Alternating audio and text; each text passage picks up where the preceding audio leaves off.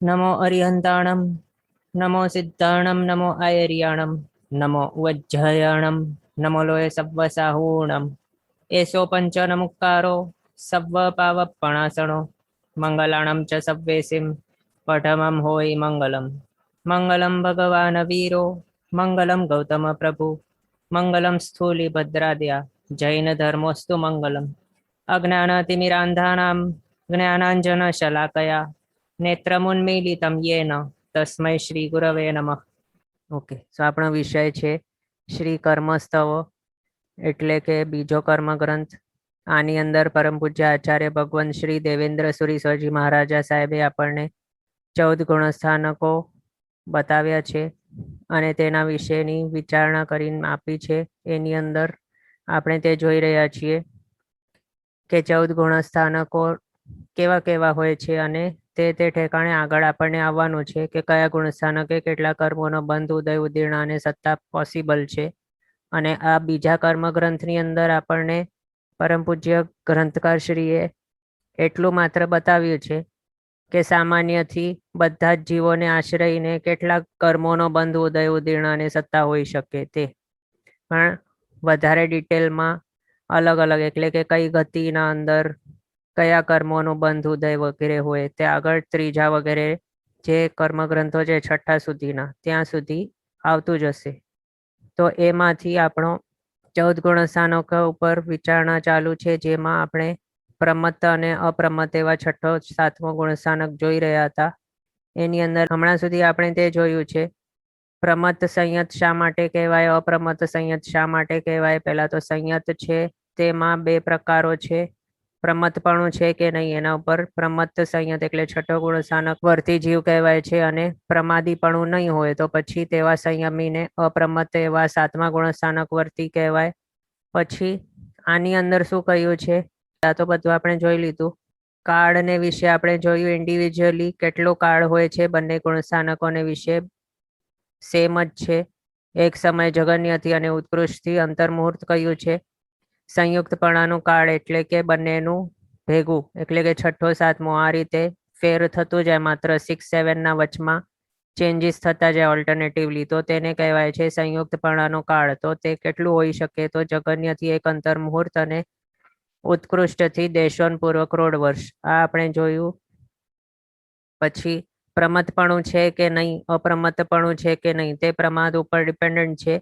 તો તે પ્રમાદ કેટલા પ્રકારનો હોઈ શકે શાસ્ત્ર મુજબ તે આપણે જોયા હતા.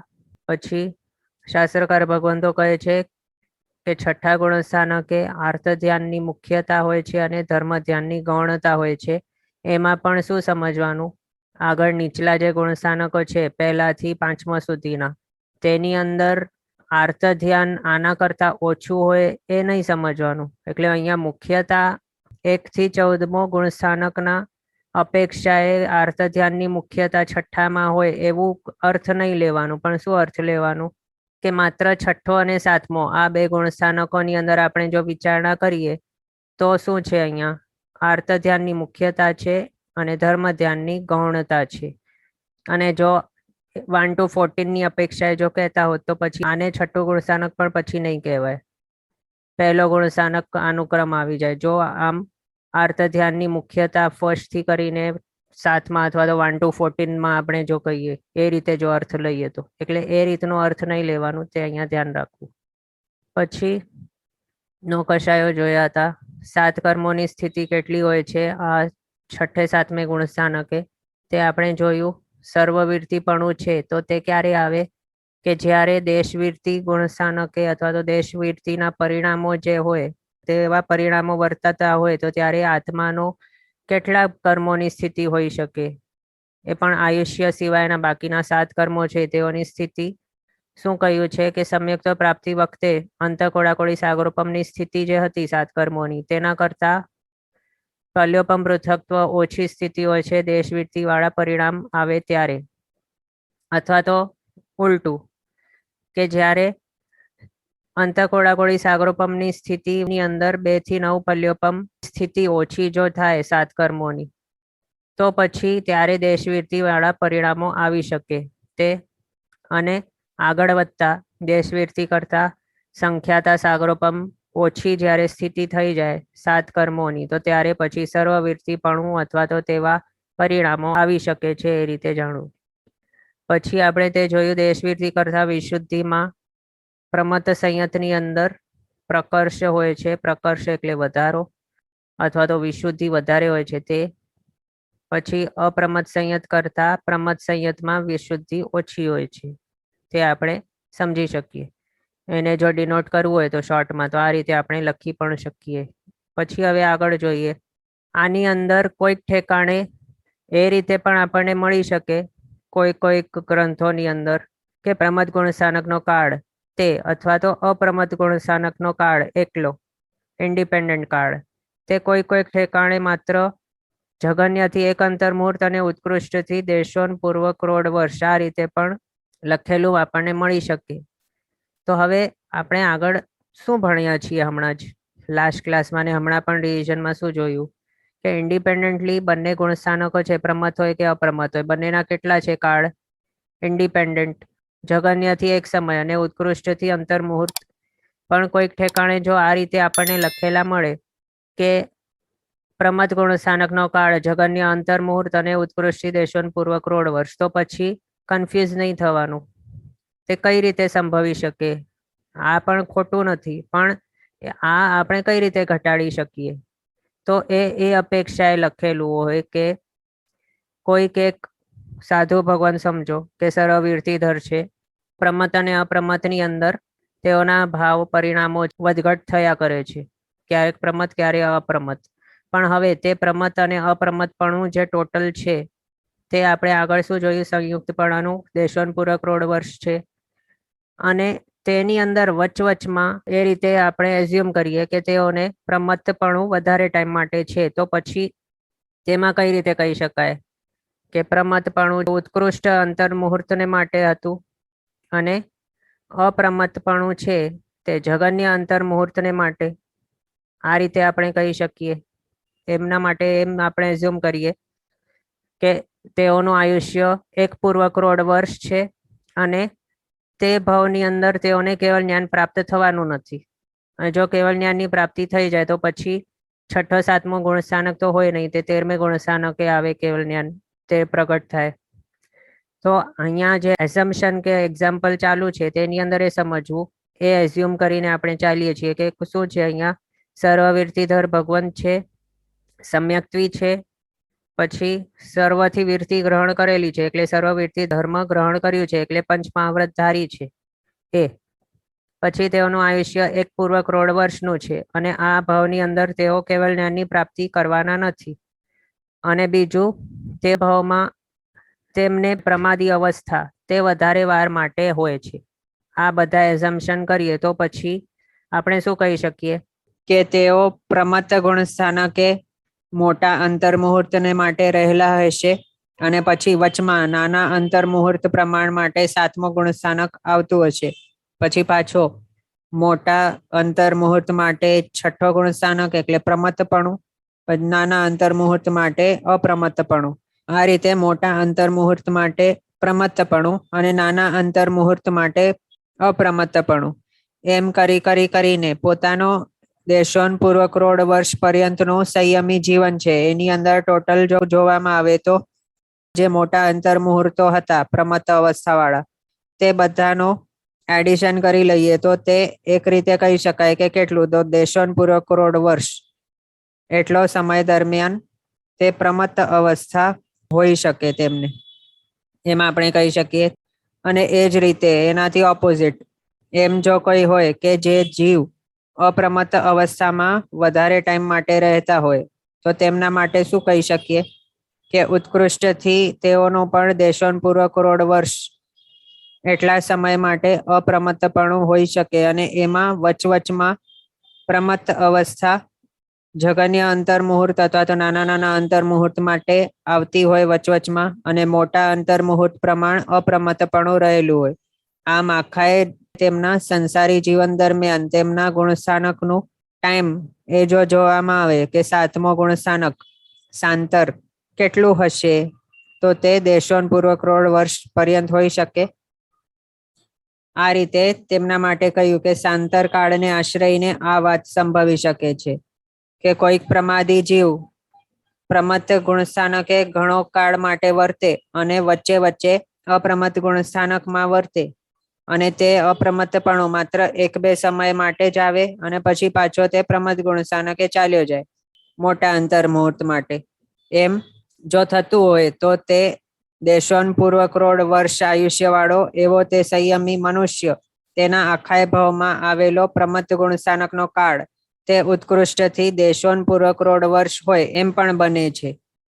અને એ જ રીતે વધારે ટાઈમ માટે અપ્રમત્ત ગુણસ્થાનકે રહેનારો એવો કોઈ અપ્રમત્ત જીવ હોય તો તેનો અપ્રમત્ત ગુણસ્થાનકનો કાળ આખા ભાવમાં કેલ્ક્યુલેટ કરીને એડ કરી લઈએ તો તે પણ દેશોન કરોડ વર્ષ જેટલું ઉત્કૃષ્ટપણે હોઈ શકે છે.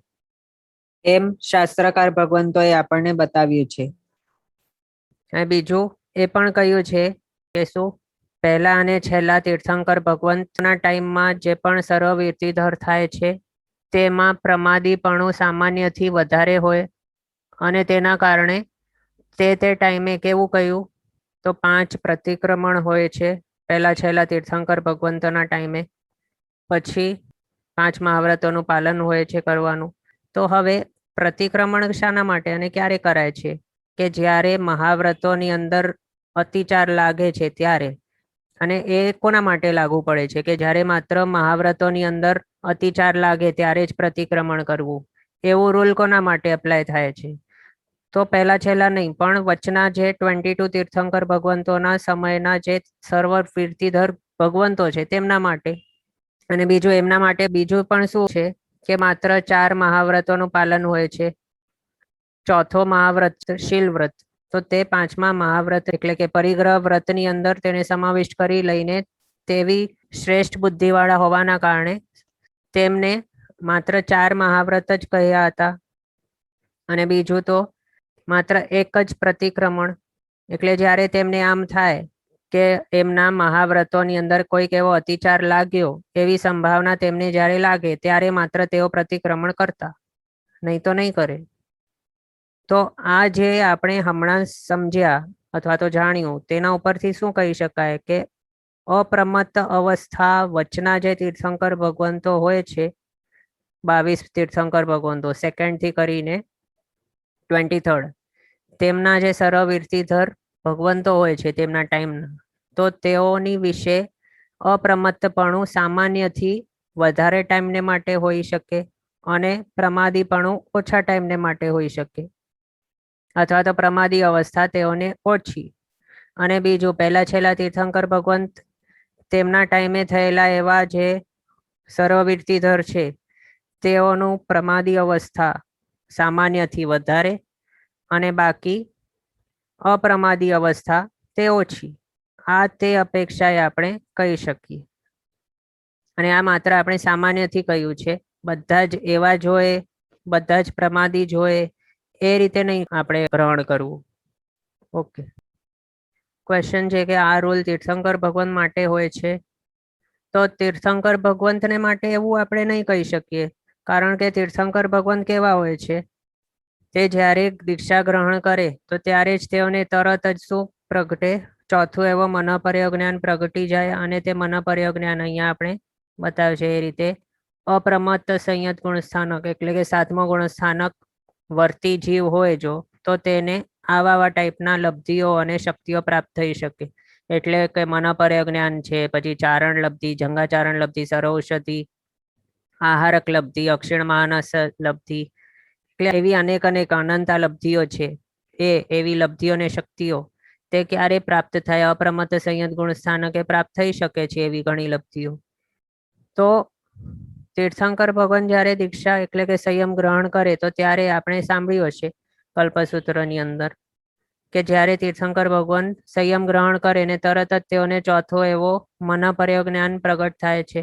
તો એનો મતલબ શું થયું કે તેઓએ 7મા ગુણ સ્થાનકને તરત જ સ્પર્શ કરી લીધું ત્યારે જ દીક્ષા ગ્રહણ કરીને તરત જ એ. તો એટલે તીર્થંકર ભગવંતોને વિશે આપણે એ નહીં રૂલ એપ્લાય કરી શકીએ કે તેઓનું પ્રમાદી અવસ્થા વધારે ને અપ્રમાદી અવસ્થા ઓછી. ઓકે. તો હવે અહીંયા આપણે તે જોયું કે આવી લબ્ધિઓ સાતમા એવા પ્રમત્ત ગુણસ્થાનકે પ્રાપ્ત થઈ શકે છે અને પછી તેનો ઉપયોગ ક્યારે કરી શકાય અથવા તો તેનો ઉપયોગ કરવો હોય તો પછી સાતમા ગુણસ્થાનકે સ્ટેબલ નહીં રહી શકાય, ત્યાંથી નીચે ઉતરવું પડે, પ્રમત્ત એટલે કે પ્રમાદી અવસ્થામાં આવવું પડે, તો પછી લબ્ધિનો ઉપયોગ થાય. અથવા તો બીજી રીતે જો લબ્ધિનો ઉપયોગ કરે તો પછી શું કહેવાય કે તેઓએ પ્રમાદનું સેવન કર્યું, એટલે તેઓનું સાતમું ગુણસ્થાનક ત્યારે નહીં હોય જ્યારે તેઓ લબ્ધિનો ઉપયોગ કરતા હોય. અને અહીંયા એક્ઝામ્પલમાં આહારક લબ્ધિ છે કે પછી મન પરયોગ જ્ઞાનનો ઉપયોગ છે કે એવી જે પણ ચારણ લબ્ધિ, જંગાચારણ લબ્ધિ, એ બધાનો જ્યારે ઉપયોગ ચાલુ હોય અથવા તો તેનો ઉપયોગ કરવાનું સ્ટાર્ટ કરે જો તેઓ. હવે સમજો આહારક લબ્ધિથી શું થઈ શકે? આહારક લબ્ધિથી આહારક શરીર બનાવી શકાય છે. તો કોઈક એક સર્વવીરતીધર ગુરુ ભગવાન છે, તેઓએ આહારક શરીર બનાવવાની શરૂઆત કરી પોતાની આહારક લબ્ધિનો ઉપયોગ કરીને. તો પછી શું કહેવાય કે તેઓ હમણાં જ્યારે આહારક શરીર બનાવી રહ્યા છે, આહારક વર્ગણાના પૂતગલો વાતાવરણમાંથી ગ્રહણ કરી રહ્યા છે આહારક શરીર બનાવવાને માટે, તો આ શું છે? પ્રમાદી અવસ્થા છે. એટલે તેઓ હમણાં એટ પ્રેઝન્ટ ક્યાં છે? તો છઠ્ઠે ગુણસ્થાનકે છે.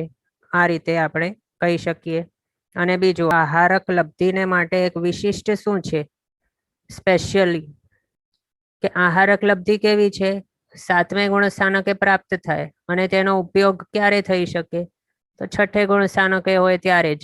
પણ બાકીના જે ગુણસ્થાનક છે 1 to 14, ત્યારે આહારક લબ્ધિનો ઉપયોગ જ નહીં થાય. માત્ર ક્યારે થાય? છઠ્ઠે ગુણસ્થાનકે જ થઈ શકે. આ રીતે એક સ્પેશિયાલિટી છે તેની. ઓકે, તો આ આપણે જાણ્યું. હવે આગળ બીજું જોઈએ. આગળ આપણે સમ્યક્ત્વને વિશે જોયું હતું, અલગ અલગ સમ્યક્ત્વ. શ્રાવકપણાનું જોયું હતું, ભાવ શ્રાવક, દ્રવ્ય શ્રાવક. તો તે રીતે અહીંયા ચારિત્ર પણ દ્રવ્ય ચારિત્ર અને ભાવ ચારિત્ર આ રીતે ઘટાડી શકાય, એટલે કહી શકાય. તો એની અંદર દ્રવ્ય ચારિત્ર અને ભાવ ચારિત્ર તે શું છે? તો તેમાં એકદમ સિમ્પલ વર્ડ્સમાં જો સમજવું હોય તો શું? ચારિત્રપણું પ્રાપ્ત કરવા માટે જેવા ટાઈપના આંતરિક અથવા તો આત્માના પરિણામો જેવા હોવા જોઈએ તેવા જો હોય તો પછી ભાવ ચારિત્ર, અને તેવા ટાઈપના પરિણામો નહીં હોય તો પછી દ્રવ્ય ચારિત્ર. સિમ્પલ. અને એ પણ એવા પરિણામો નહીં હોય પણ સર્વવીરતી ધર્મને વિશે જે આપણે આગળ જોયા 5 મહાવ્રત, એ બધું તેવા ટાઈપની પ્રતિજ્ઞાઓ સકલ સંઘ સમક્ષ ગ્રહણ કરેલી હોય તો પછી તેને દ્રવ્ય ચારિત્ર પણ કહેવાય. અને એવા સહિતનું જે હોય અને એની સાથે સાથે આ પણ હોય આત્મિક પરિણામો તેવા ટાઈપના, તે ભાવ ચારિત્રને પ્રાયોગ્ય, તો પછી ભાવ ચારિત્ર કહેવાય ત્યારે. એટલે કે છઠ્ઠો અથવા તો સાતમો આ બંનેમાંથી કોઈ પણ કોઈ ગુણસ્થાનક, તો તેને શું કહેવાય? સર્વવીરતીપણું કહેવાય અથવા તો સર્વવીરતી વાળા ભાવો કહેવાય. તો એવા ભાવો જો નહીં હોય અને માત્ર દ્રવ્યથી એવો વેશ હોય, દ્રવ્યથી એટલે બાહ્ય એવો વેશ હોય સર્વવીરતીપણાનું, તો પછી શું છે? તે દ્રવ્ય ચારિત્ર છે. શોર્ટમાં આ રીતે આપણે કહી શકીએ. પણ સ્પેસિફિકલી જો કહેવું હોય તો શું કહી શકીએ કે ભાવ ચારિત્ર ક્યારે આવી શકે? તો મેન શું? પહેલા તો સમ્યક્ત્વ હોવું જોઈએ, પછી તેની સાથે સાથે તેવા ટાઈપના પરિણામો પણ હોવા જોઈએ. હવે સમ્યક્ત્વ પ્રાપ્તિ કરવાને માટે આવશ્યક શું છે? કયા કર્મનો ક્ષયોપશમ થવું આવશ્યક છે અથવા તો તે કયા કર્મનો ઉદય સ્ટોપ થવું આવશ્યક છે? તો તે છે મિથ્યાત્વ મોહનીય કર્મ અને મિશ્ર મોહનીય કર્મ. આ બંનેની ઉદય જ્યારે નહીં હોય, રસોદય, તો ત્યારે શું કહેવાય કે આ પર્ટિક્યુલર પર્સનને સમ્યક્ત્વની હાજરી હોઈ શકે છે અથવા તો છે. અને સાથે આટલું માત્ર હોય તો નહીં ચાલે, સાથે સાથે શું હોવું જોઈએ? અનંતાનુબંધી કષાયો, તેનું પણ રસોદય નહીં હોવું જોઈએ. તો પછી કહેવાય કે આ સમ્યક્ત્વી છે આત્મા, એટલે કે દર્શન સપ્તક છે. તો તે દર્શન સપ્તકમાંથી મિનિમમ 6 છે તેનો રસોદય સ્ટોપ થઈ ગયેલો હોવું જોઈએ. અને તે 6 આપણને હવે બાય હાર્ટ છે. કયા કયા તે? સાતમો કયો છે જેનો ઉદય હોય કે નહીં હોય તો પણ સમ્યક્ત્વધારી હોઈ શકે? તો તે છે સંકિત મૌન્ય કર્મ. તેનો ઉદય હોય ત્યારે પણ સમ્યક્ત્વ હોઈ શકે છે આત્માને. બાકીના જે છે મિશ્ર મૌન્ય, મિથ્યાત્વ મૌન્ય અને અનંતાનુબંધી 4 કષાય, તેનો રસોદય નહીં હોવું જોઈએ. એ થયું એક. અને બીજું, જો ચારિત્ર જોઈએ તો પછી શું હોવું જોઈએ? ભાવ ચારિત્રને માટે બીજું આવશ્યકતા શું છે? માત્ર સમ્યક્ત્વી અવસ્થા નહીં ચાલે, પણ સાથે સાથે બીજા અને ત્રીજા કષાય છે તેનો પણ રસોદય નહીં હોવું જોઈએ. બીજા ત્રીજા કષાય કયા છે? તો અપ્રત્યાખ્યાનીય કષાય ને બીજા કષાય કહેવાય, અને ત્રીજા કષાય કોણ છે? પ્રત્યાખ્યાનીય કષાય, તેને ત્રીજા કષાય કહેવાય. તો અહીંયા આપણે એ પણ ક્વેશ્ચન આવશે કે પહેલો કષાય કોણ છે? તો પહેલા કષાય છે આ અનંતાનુબંધી. તેનો ઉદય નહીં હોય ત્યારે જ સમ્યક્ત્વ પ્રાપ્ત થઈ શકે. તો અનંતાનુબંધી 4 કષાયનો રસોદય સ્ટોપ થઈ જાય અથવા તો તેનો ક્ષયોપશમ ચાલુ થઈ જાય ત્યારે પછી શું કહેવાય કે હા, હવે આ પર્ટિક્યુલર પર્સનને અથવા તો આ આત્માને હવે દેશવીરતીના પરિણામો આવી ગયા છે ભાવથી. અને જો એનાથી આગળ વધીને પ્રત્યાખ્યાનીય કષાયનું પણ ક્ષયોપશમ ચાલુ થઈ જાય, એટલે કે તેનું રસોદય સ્ટોપ થઈ જાય, તો પછી શું કહેવાય કે આ પર્ટિક્યુલર આત્માને ભાવ ચારિત્રની પ્રાપ્તિ થઈ છે હમણાં.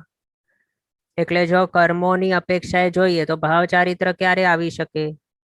દર્શન મૌન્ય અને અનંતાનુબંધી કષાયો પ્લસ અપ્રત્યાખ્યાનીય 4 કષાય અને પ્રત્યાખ્યાનીય 4 કષાય, આમનું રસોદય નહીં હોય તો પછી કહેવાય. અને એ પણ દર્શન મૌન્યની અંદર કોનો રસોદય નહીં હોવું જોઈએ? તો મિથ્યાત્વ મૌન્ય અને મિશ્ર મૌન્ય. પણ સંકિત મૌન્યનું રસોદય હોય તો ચાલી શકે. તો ત્યારે આપણે કહી શકીએ કે આ પર્ટિક્યુલર આત્માને ભાવ ચારિત્રની પ્રાપ્તિ થયેલી છે. અને એમાં પણ ભાવ જે છે, ભાવ એટલે શું? ભાવ એટલે કે આત્મિક પરિણામ તેના, એ આપણે જાણ્યું. અને જો દ્રવ્ય ચારિત્રને વિશે કર્મોની અપેક્ષાએ વાત કરીએ તો શું છે? ભાવ ચારિત્રથી ઓપોઝિટ. એટલે કે જો આ આપણે જે કર્મો કયા કયા દર્શન સપ્તક, એમાં હવે સંકિત મૌન્યને માઇનસ કરી લો. એ પછી અનંતાનુબંધી 4 અને અપ્રત્યાખ્યાનીય 4, પ્રત્યાખ્યાનીય 4 કષાય, આ બધા છે. ત્યારે પછી ચારિત્રની પ્રાપ્તિ નથી થતી તેવા ભાવો, તેવા પરિણામો નહીં આવી શકે. ક્વેશ્ચન છે સંકિત મૌન્યનો રસોદય. તો સંકિત મૌન્યનો રસોદય ક્યારે હોય છે? ક્ષયોપશમ સંકિત. તેની અંદર દર્શન સપ્તકમાંથી માત્ર એક સંકિત મૌન્યનો રસોદય ચાલુ હોય છે ત્યારે. અને અહીંયા જે ચારિત્રપણું છે, 6ઠા 7મા ગુણસ્થાનકે આપણે જોયું હતું, ક્ષયોપશમ સંકિત પણ પોસિબલ છે. શાયિક, ઉપશમ અને ક્ષયોપશમ, આ ત્રણેય હોઈ શકે છે તેના હિસાબે. ઓકે, તો આપણી વાત ચાલુ હતી દ્રવ્ય ચારિત્રની વિશે. તો દ્રવ્ય ચારિત્રની અંદર કેવું છે? બાહ્ય જે પણ આપણે આગળ કહ્યું કે શું શું પંચમહાવ્રત ગ્રહણ કરેલો હોય, અને એ પણ આખાએ સર્વસંગ સમક્ષ એવા વ્રત ગ્રહણ કરેલો હોય, પણ અંદર આત્મામાં તેવા પરિણામો નહીં હોય. એટલે કે જે આપણે હમણાં કર્મો કયા, અનંતાનુબંધી 4, દર્શન મૌન્ય, પછી અપ્રત્યાખ્યાનીય 4, પ્રત્યાખ્યાનીય 4, તેનો જો ક્ષયોપશમ નહીં થયેલો હોય તો પછી શું થાય? તે માત્ર બાહ્ય રીતે બહારથી ચારિત્ર ગ્રહણ કરેલું છે, પણ આત્મિક પરિણામો રૂપી ભાવ ચારિત્ર હજી નથી આવ્યું. અને દ્રવ્ય ચારિત્ર છે, તે દ્રવ્ય ચારિત્ર, અહીંયા ક્વેશ્ચન છે કે દ્રવ્ય ચારિત્ર વખતે કયું ગુણસ્થાનક હોય? તો અનેક એવા ગુણસ્થાનક હોઈ શકે છે એની અંદર. કયા કયા? હવે જો સમજો, આપણે આગળ હમણાં અહીંયા જોયું ચારિત્રને માટે કયા કયા કર્મોનો ક્ષયોપશમ જરૂરી છે. હવે તેમાંથી જો અહીંયા સમકિતીપણું નહીં હોય, એટલે કે દર્શન મૌન્ય અને અનંતાનુબંધી 4, તેનો ક્ષયોપશમ નહીં થયો હોય, તો પછી મિથ્યાત્વીપણું હોય. એટલે પહેલો ગુણસ્થાનક હોય દ્રવ્ય ચારિત્રની વિશે. પછી જો ક્ષયોપશમ થઈ ગયો હોય અનંતાનુબંધી 4નો અને દર્શન મૌન્યનો, અને આગળ અપ્રત્યાખ્યાનીય કષાય છે તેઓનું ક્ષયોપશમ જો નહીં થયેલો હોય, તો પછી ચોથો ગુણસ્થાનક હોય એટલે સમ્યક દૃષ્ટિપણું હોય બાહ્ય ચારિત્રની સાથે, એટલે દ્રવ્ય ચારિત્રની સાથે. પછી જો અપ્રત્યાખ્યાનીય 4 કષાયોનો પણ અહીંયા ક્ષયોપશમ કરી લે, એવી બાહ્ય અવસ્થાની અંદર જ એવા પરિણામો તેના આવી જાય તો પછી તે પાંચમા ગુણસ્થાનક વર્તી બની જાય, દ્રવ્ય ચારિત્ર હોતે છોતે. અને હજી આગળ વધીને જો પ્રત્યાખ્યાન્ય 4 કષાયોનું પણ ક્ષયક્ષમ કરી લે તો પછી ભાવ ચારિત્ર આવી ગયું કહેવાય, એટલે કે છઠ્ઠો ગુણસ્થાનક આવી ગયું કહેવાય. આ આપણે જાણ્યું. હવે એની અંદર બીજું શું આપણે કહી શકીએ? કડે માણે કડે આપે સાંભળ્યું હશે. એના હિસાબે શું છે, જે ક્રિયાની શરૂઆત થઈ તે સમજી લેવાનું કે તે પ્રાપ્ત કરી લીધી છે, એટલે તે અવસ્થા પ્રાપ્ત કરી લીધી. એટલે કારણની અંદર કાર્યની હાજરીના અપેક્ષાએ એ પણ શું કહી શકીએ કે જે મોક્ષની અભિલાષાવાળા જે જીવોએ દ્રવ્ય ચારિત્ર સ્વીકાર કર્યો છે, કે જેઓ હમણાં પહેલા ગુણસ્થાનકો વગેરે નીચેના ગુણસ્થાનકે છે, હજી છઠ્ઠે ગુણસ્થાનકે નથી, તો તેઓને પણ તે ઉપચારથી શું કહી શકાય કે કારણ છે તો કાર્ય તો થવાનું છે, એટલે કે આમની અંદર મોક્ષની અભિલાષા છે અને તેઓએ અહીંયા કર્મોને દબાવવાનું, તેઓને ક્ષય વગેરે કરવાનું સ્ટાર્ટ પણ કરી લીધું છે. તો હવે તેઓની જે પ્રોસેસ છે ચારિત્ર એવા ટાઈપના પરિણામો લાવવાની, તે કષાયોનો ક્ષયક્ષમ કરવાના સ્ટેજ ઉપર પહોંચવાની જે જર્ની છે તે સ્ટાર્ટ થઈ ગઈ છે અહીંયા હજી. તો તેના હિસાબે શું કહી શકાય? તે હિસાબે તે અપેક્ષાએ ઉપચારથી કે આમની પાસે પણ ભાવ ચારિત્ર રહેલું છે. ઓકે, એટલે અહીંયા આપણે શું જાણ્યું કે દ્રવ્ય ચારિત્ર વખતે અનેક એવા ગુણસ્થાનકો હોઈ શકે અને ભાવ ચારિત્ર તો આપણે આગળ જાણ્યું કઈ રીતે ક્યારે હોય તે. ઓકે, પછી અહીંયા આપણે ચારિત્રને વિશે જે રીતે જોયું ને, એટલે કે સર્વવીરતીને વિશે, તે રીતે સેમ દેશવીરતીને વિશે પણ આપણે તે કહી શકીએ શું કે ભાવથી દેશવીરતીપણું કે દ્રવ્યથી દેશવીરતીપણું. તો તેની અંદર ડેફિનેશન આપણે આગળ શું જોયું હતું? દેશવીરતી ધર્મનો કે અમુક પ્રમાણમાં સ્થૂલથી હિંસાદી જે પાપો છે તેનાથી અટકવું, તેનાથી વિરામ પામવું, તેને શું કહેવાય? તેને દેશવીરતી ધર્મ કહેવાય છે. અને સર્વથી આપણે જો હિંસાદી પાપોથી અટકી જઈએ તો તેને સર્વવીરતીપણું કહેવાય, તે આપણે જોયું હતું. તો હવે તેવા ટાઈપનો જે દેશવીરતી ધર્મ છે તે કોઈકે અંગીકાર કર્યો, એટલે કે સમજો કે કોઈક એક આત્માએ ચતુર્વિધ સંઘ સમક્ષ ગીતાર્થ એવા જ્ઞાની ગુરુ ભગવંતોની પાસે 12 વ્રત અથવા તો એકાદ વ્રત ગ્રહણ કર્યા છે શ્રાવકના, પણ હજી તેના આત્માના જે પરિણામો છે તે એટલા ચડેલા નથી કે તેની અવસ્થા હમણાં કેવી છે કે તેણે સમ્યક્ત્વની હાજરી હજી સુધી મેળવી નથી, એટલે કે સમ્યક્ત્વની પ્રાપ્તિ હજી સુધી તેના આત્મા પ્રદેશ ઉપર થયા નથી. એટલે દર્શન મોહનીયની હાજરી હજી છે, તેને પણ કઈ રીતે ઉદય રૂપે હાજરી છે, પણ તે આત્મા કેવો છે? ભદ્ર પરિણામી, એટલે કે તેને મોક્ષની ઈચ્છા તો થયેલી છે અને તેના માટે તે હવે પ્રયત્ન પણ સ્ટાર્ટ કરી રહ્યો છે અને તેના માટે તે અહીંયા વ્રત ગ્રહણ વગેરે કરી રહ્યો છે.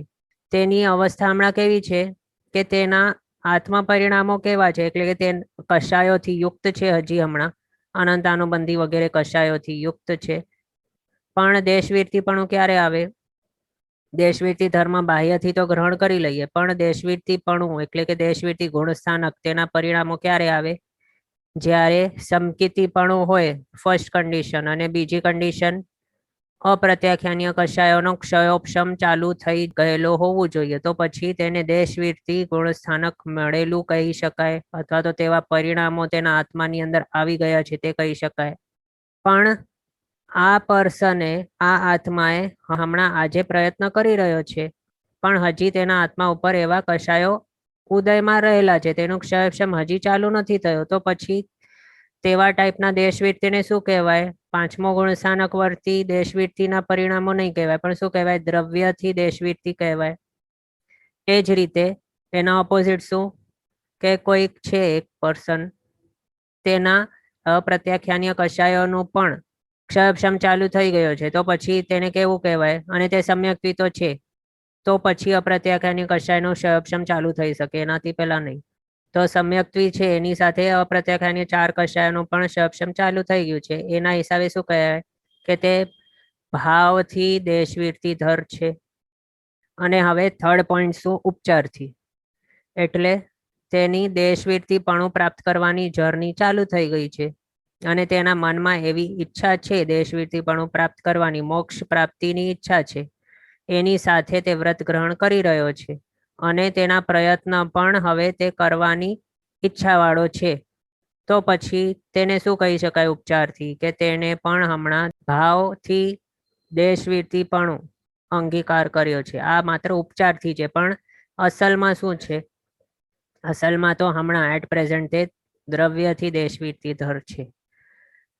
ઓકે, હવે આગળ અભવી જીવોને વિશે જોઈએ. તો આપણે ઘણી વખત એ સાંભળ્યું હશે. શું સાંભળ્યું હશે?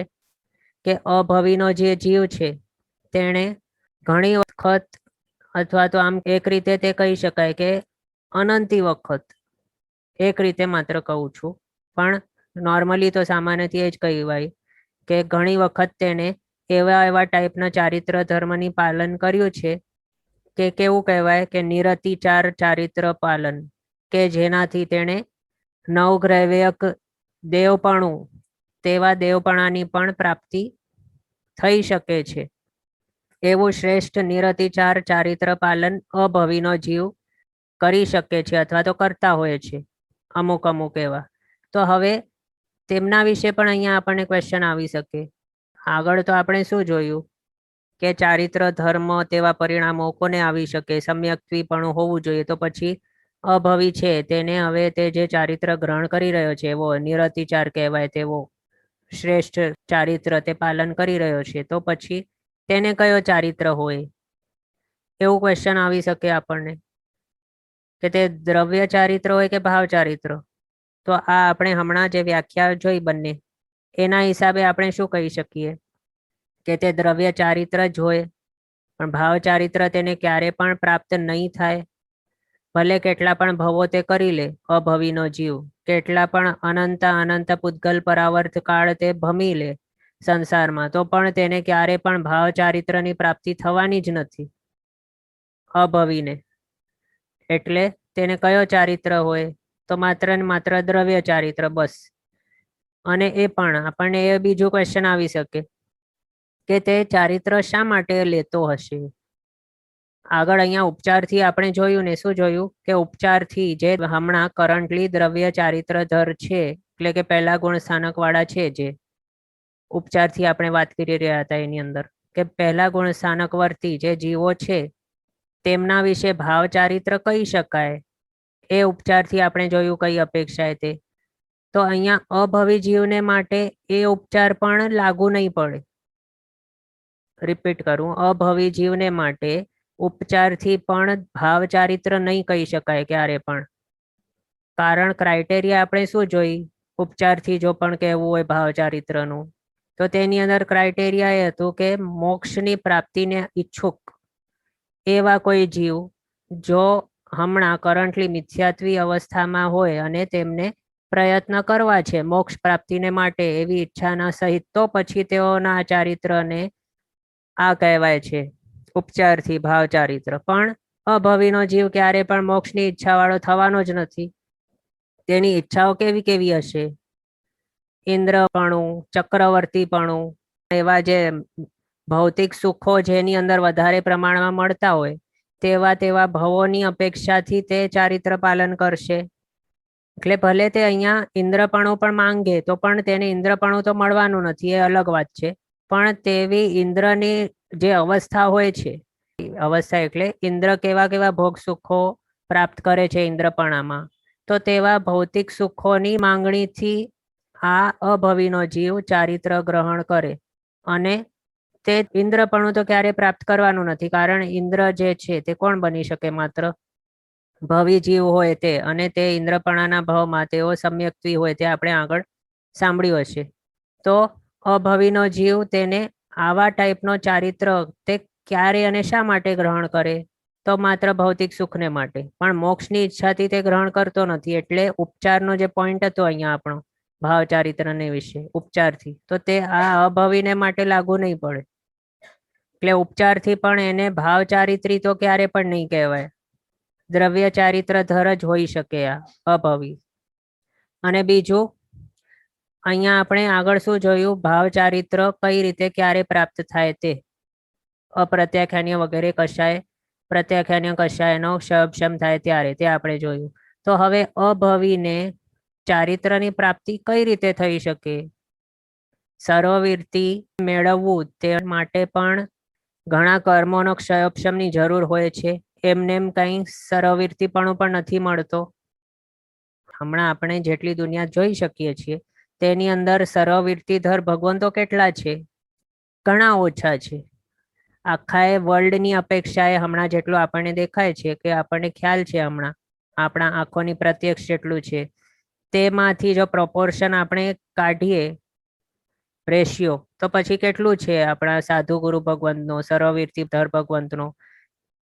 તો માત્ર હેન્ડફુલ છે, એટલે થોડા જ છે માત્ર. તો એવા જે દુર્લભ કહી શકાય તે જોઈને આટલા ઓછા પ્રમાણમાં. ઇન્દ્રની પદવી છે તે કેવી છે? દુર્લભ જ કઈ છે, ઇઝીલી નહીં મળે. તો તેવા ઇન્દ્રો કેટલા છે? ઘણા ઓછા છે. દેવો કેટલા છે? તો ઘણા બધા છે. પણ તેમાંથી ઇન્દ્રની પદવી કોને કોને મળે? માત્ર થોડા જણને મળે. એટલે એના હિસાબે આપણે શું કહી શકીએ કે ઇન્દ્રપણું છે તે દુર્લભ છે.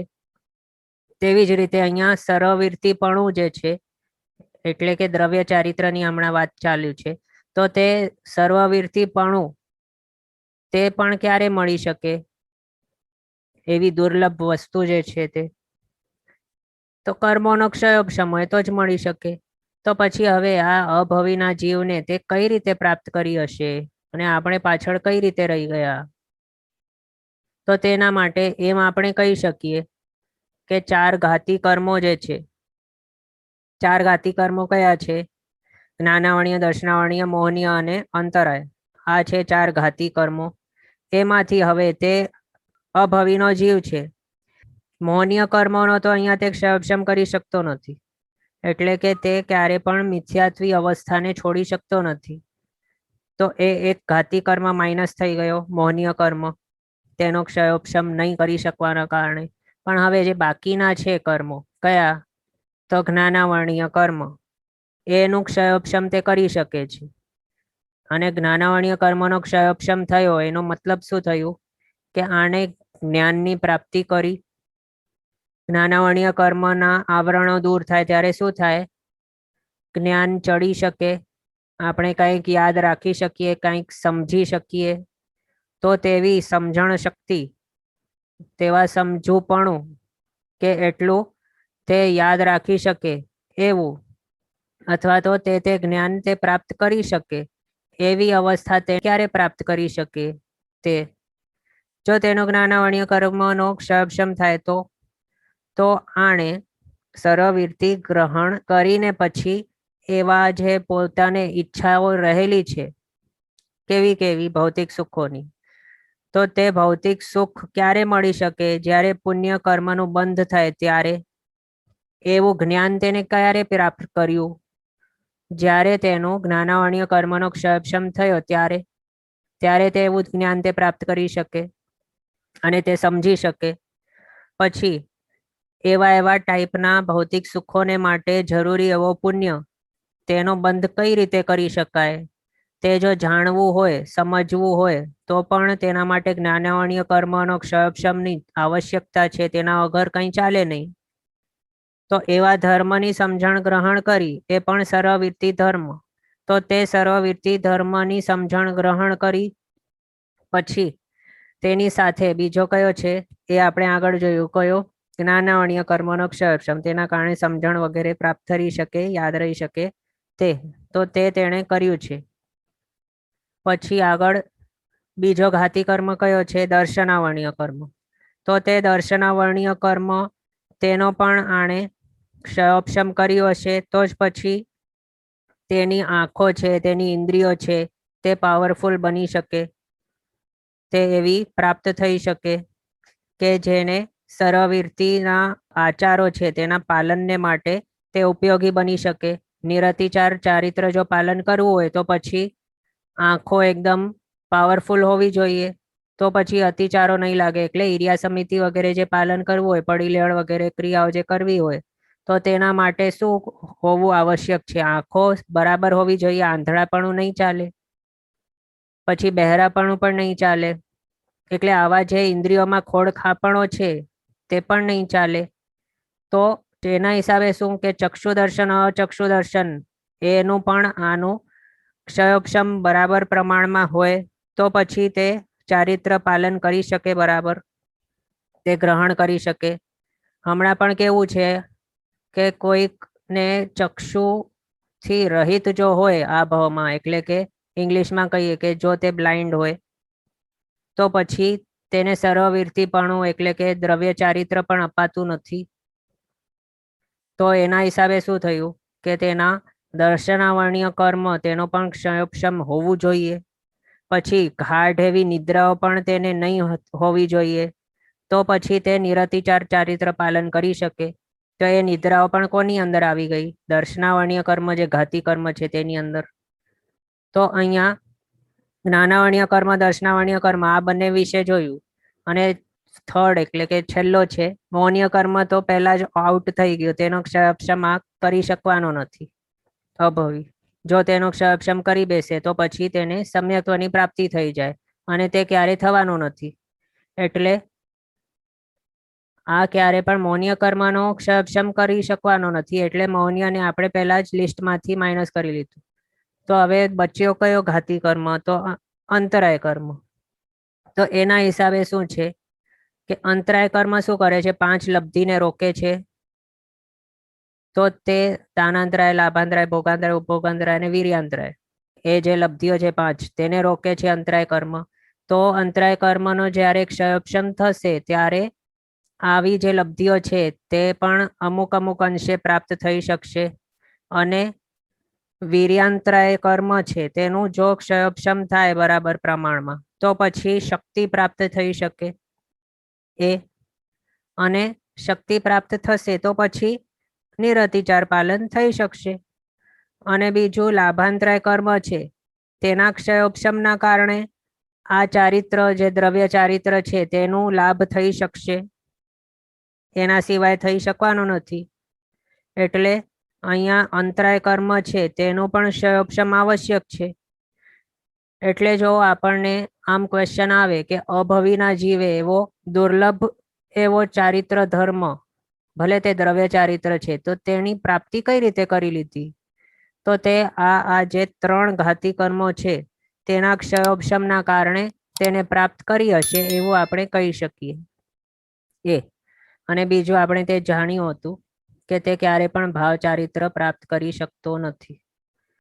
ઓકે, આ રીતે આપણે અભવીને વિશે થોડી વિચારણા કરી.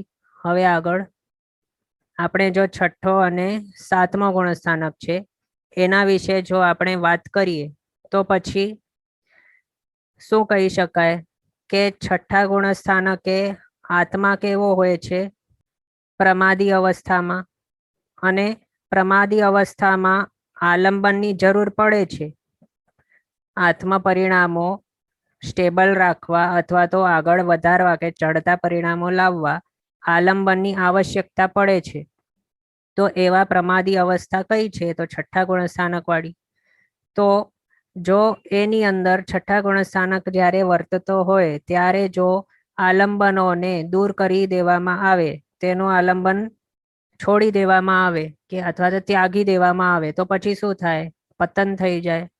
અને અહીંયા આલંબન એટલે શું લેવા? જે ક્રિયા છે, વિધિ, તે બધું આચાર પાલન છે, એટલે કે સામાયિક છે, 6 આવશ્યક છે, એ બધા જે છે તે બધાને ક્રિયા તરીકે અહીંયા આપણે કહી શકીએ, જે આલંબન તરીકે એક્ટ કરે છે છઠ્ઠા ગુણસ્થાનકને પકડીને રાખવા અને આગળ વધારવા માટે હેલ્પફુલ થવા તે. અને બીજું છઠ્ઠા ગુણસ્થાનકે આલંબન સહિતનો ધ્યાન હોય છે, અને 7મા ગુણસ્થાનકે આલંબન રહિત ધ્યાન હોય છે, નિરાલંબન ધ્યાન કહેવાય છે. 7મા ગુણસ્થાનકે જે હોય તે, જેની અંદર આલંબનની જરૂર નથી હોતી અથવા તો આલંબન છૂટી જાય છે, એવું ધ્યાન 7મા ગુણસ્થાનકે હોય છે. તો હવે શાસ્ત્રકાર ભગવાન તો શું કહે છે કે જે સાધુ એટલે કે જે સર્વવીરતીધર આત્મા જે પ્રમાદથી યુક્ત છે પણ આલંબનોને જો તે છોડી મૂકે તો પછી તેને શું કહેવાય? તેને મિથ્યાત્વીપણામાં આવેલું કહેવાય છે.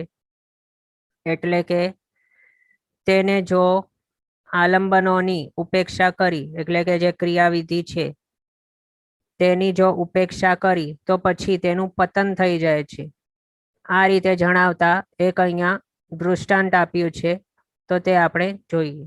એની અંદર શું કહ્યું છે કે એક માણસ છે કે જે દરરોજ પોતાના ઘરે સૂકો રોટલો તેનું ભોજન કરે છે. એની સાથે ક્યારેક તે મરચો વાપરે છે અથવા તો એવું રૂખું સૂકું જે કહેવાય એવો ભોજન તે કરે છે દરરોજ.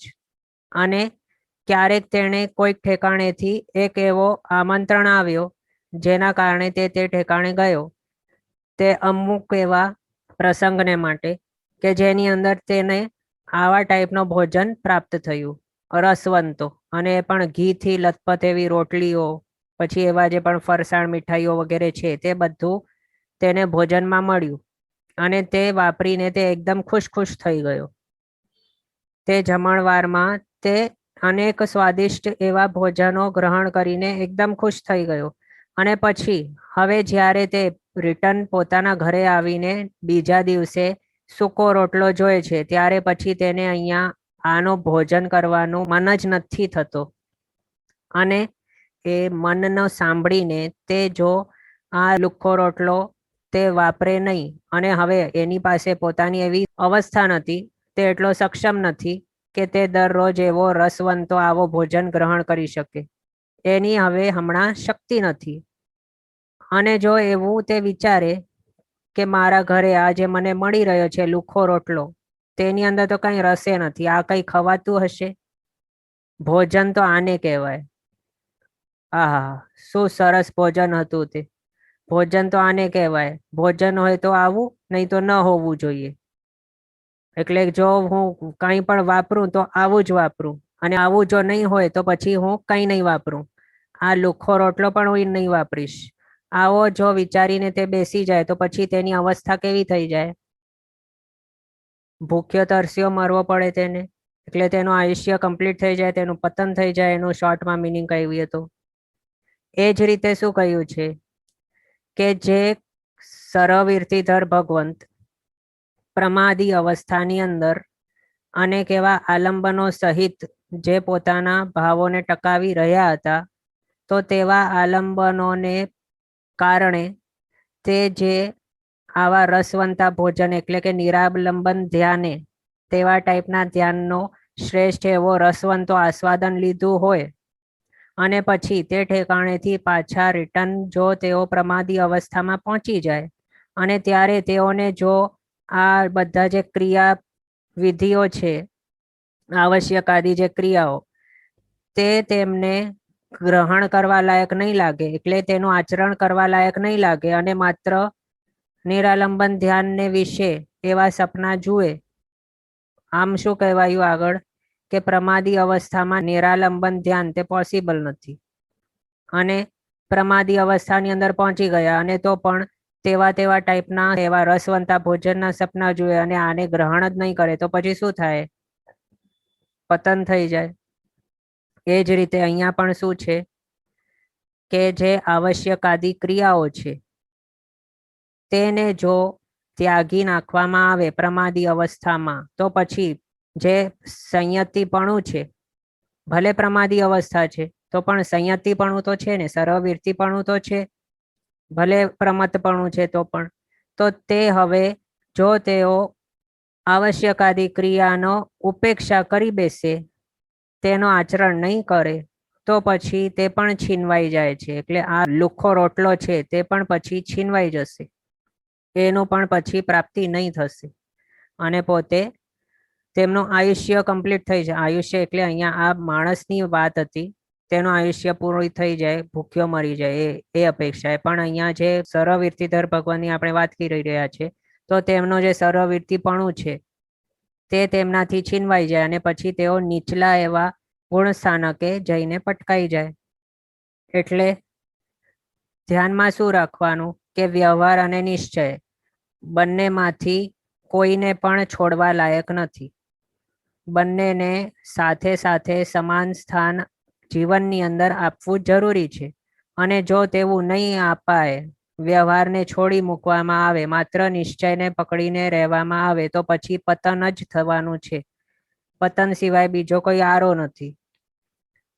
આ રીતે શાસ્ત્રકાર ભગવંતોએ કહ્યું છે.